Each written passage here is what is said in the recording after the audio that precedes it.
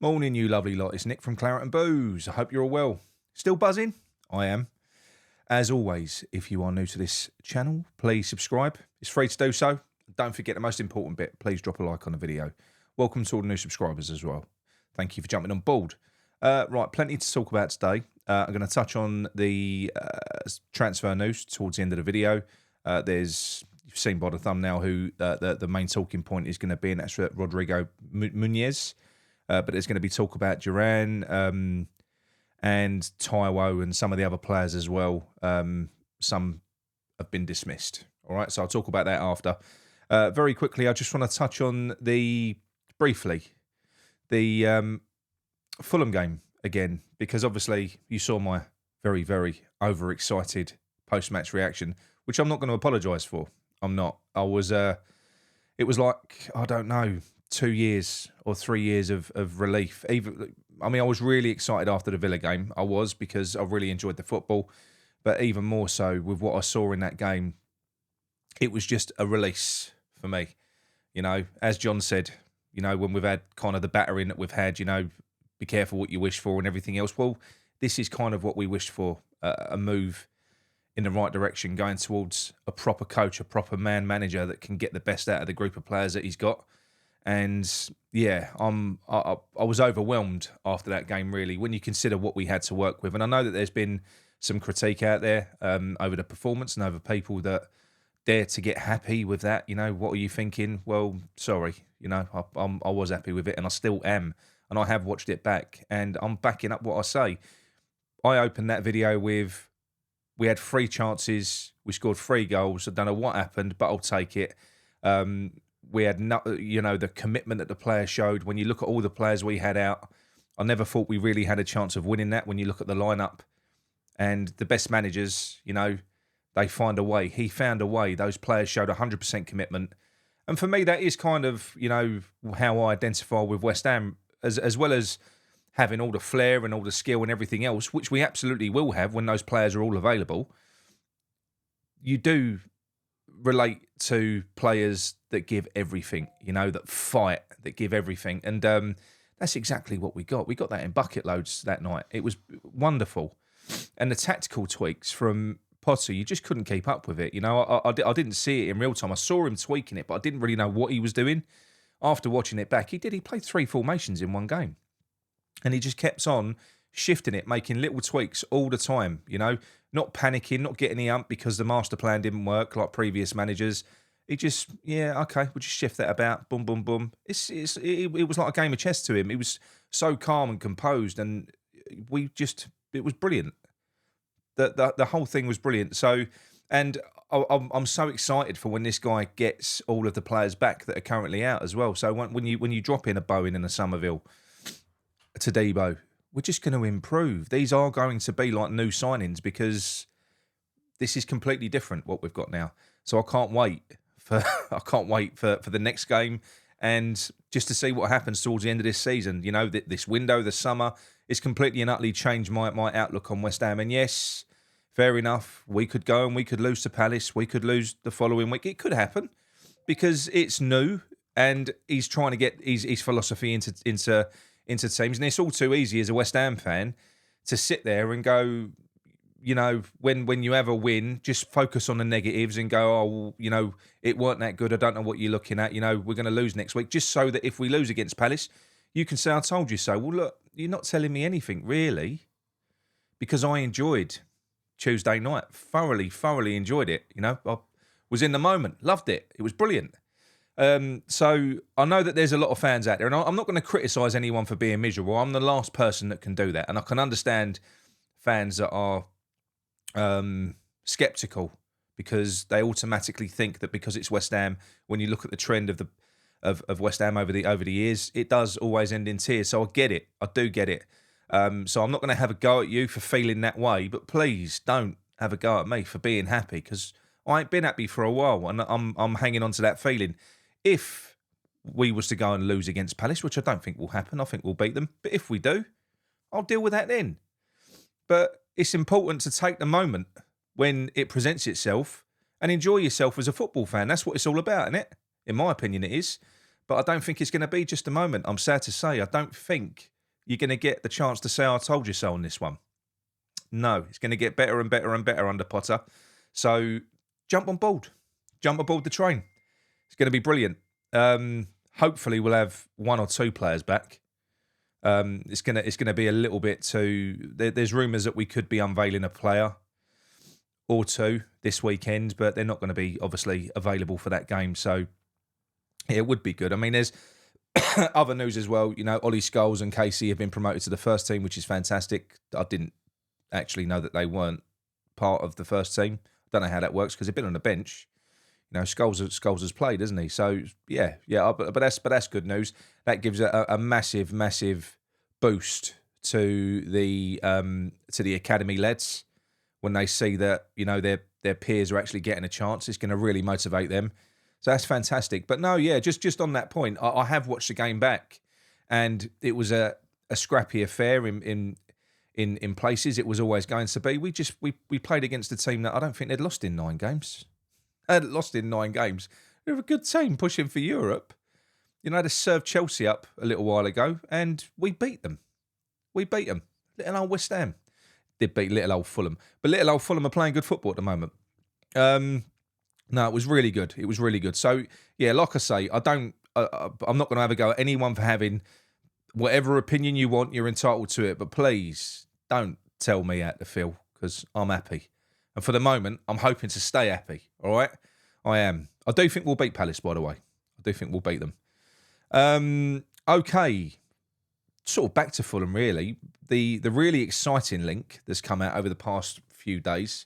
I've known about this one for a while, but I didn't think there was going to be much in it. And that's Roberto Muniz, or Muniz, however you say his name, from Fulham. You know, the player that scored 8 goals in 8 games last year. He had a real purple patch.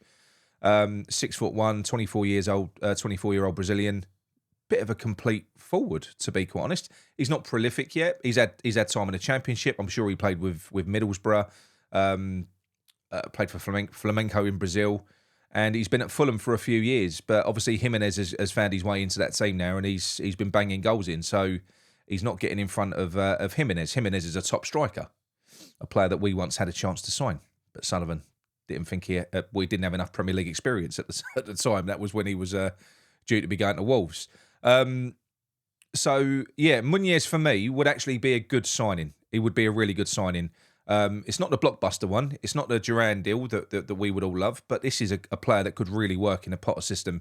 He works his arse off. He's a big physical unit. He's pretty quick.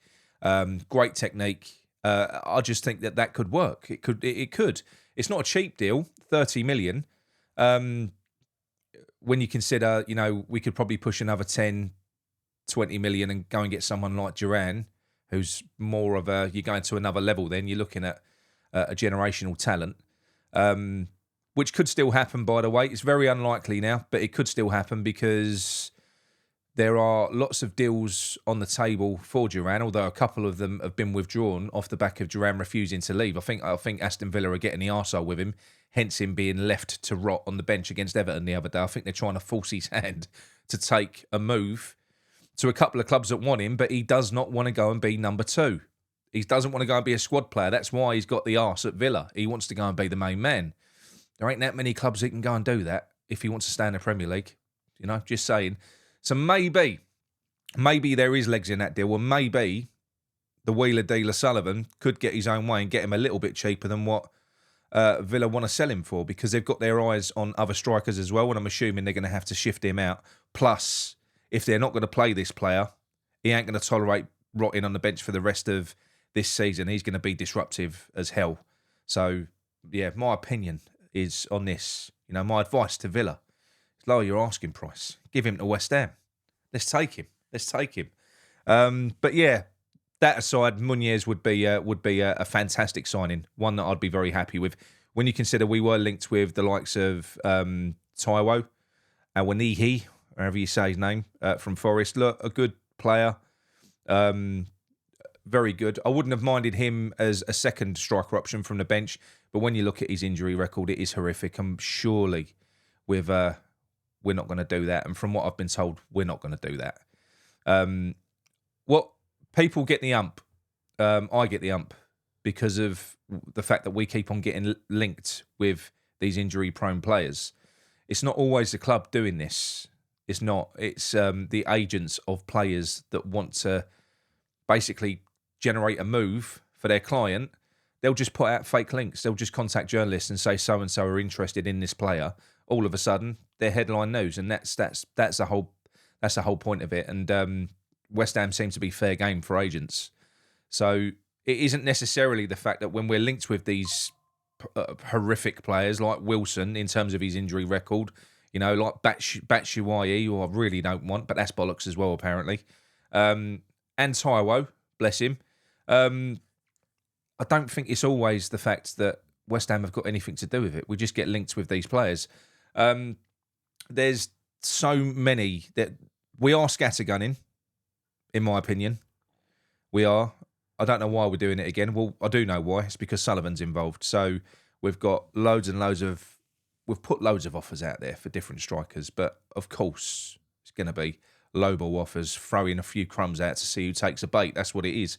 Well, I don't think many people are going to take the bait for a good player. You're going to have to pay the money, Sullivan, and you're going to have to do it quick. You see, my one concern here with what Graham Potter has achieved since he's been in is that Sullivan might look at this man. Sullivan might look at Potter and go, hang on a minute, this is a guy that can do a lot with very little. I haven't got to throw a lot of money at him. That's my worry, as opposed to this is a man that actually deserves backing. He deserves to be funded. Give him some money. How far can we go? He could look at it the other way and go, well, he can probably just work with what he's got. Whereas managers in the past, we just had to keep on throwing money at them. Would absolutely be unforgivable, and it would drive me mad for us to finally get the manager we all want and then stop spending and use fucking FFP as an excuse. I don't think that's going to happen, by the way. I don't think that's going to happen. But we shall see. We shall see we shall see how it pans out. Because heaven forbid we get any more injuries if he doesn't invest.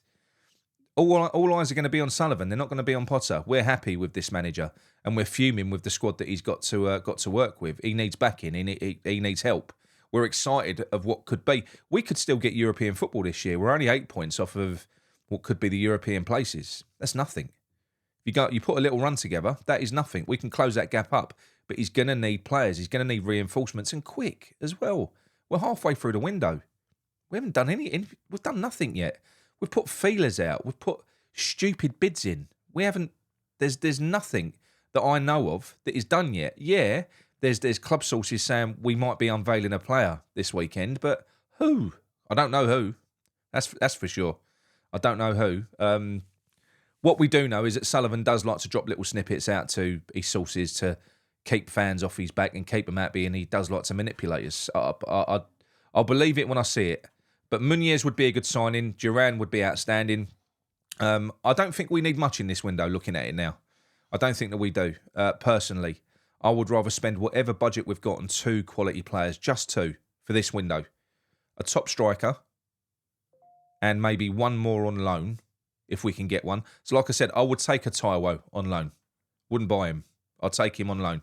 Good option from the bench. And a midfielder.